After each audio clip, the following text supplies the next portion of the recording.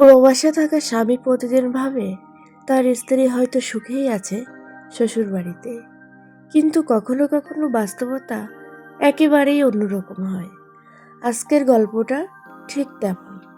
প্রবাসী স্বামী, সে নিজের চোখে না দেখলে কোনোদিনও বিশ্বাস করতো না তার স্ত্রীর সাথে আসলে কি ঘটেছিল। ছেলেটির নাম রাশেদ।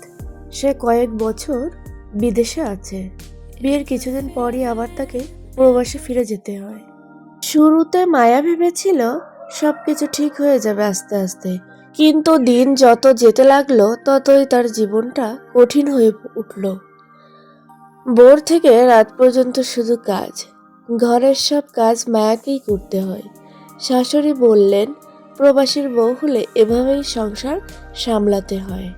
মায়া কিছুই বলে না। সবচেয়ে কষ্টের বিষয় ছিল সে স্বামীর সাথে ঠিক মতন কথা বলতেও পারতো না। মায়াকে একটা আলাদা মোবাইল ব্যবহার করতে দেওয়া হতো না। শাশুড়ি বা শ্বশুর পাশে থাকলেই শুধু কথা বলা যেত। ঈদ আসছে সামনে।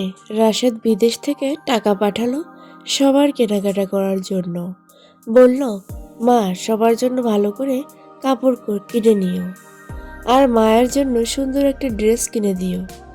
টাকা যথেষ্টই ছিল, কিন্তু মায়াকে দেওয়া হলো সামান্য একটা ড্রেস, নর্মাল।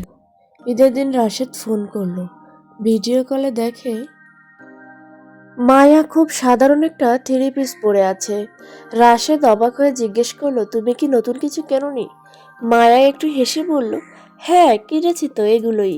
কিন্তু রাশেদের মনে সন্দেহ জাগলো, কারণ সে জানতো অনেক টাকা পাঠিয়েছে। কয়েকদিন পর রাশেদ কাউকে কিছু না জানিয়ে চলে আসে। হঠাৎ একদিন বাড়িতে ঢুকে দেখে তার স্ত্রী একা রান্নাঘরে কাজ করছে, ক্লান্ত মুখ, পুরনো কাপড়, আর অন্যদিকে তার মা বাবা আর সবাই আরামে বসে আছে। রাশেদ সবকিছু নিজের চোখে দেখে সেই মুহূর্তে সে বুঝে যায় মায়া এতদিন কি সহ্য করেছে।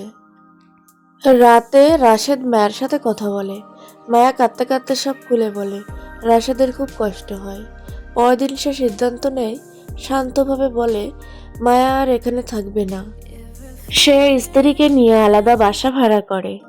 রাশেদ বলল, সংসার মানে শুধু টাকা পাঠানো না, সংসার মানে নিজের মানুষের পাশে থাক। মায়া প্রথমবারের মতো শান্তির হাসি হাসল, কারণ এতদিন পরে সে সত্যিকারে নিজের ঘর পেল। এই গল্পটা শুনে আপনার কি মনে হয়? প্রবাসীর স্ত্রীদের কি সবসময় এমন কষ্ট সহ্য করতে হয়? আপনার মতামত কমেন্টে লিখুন।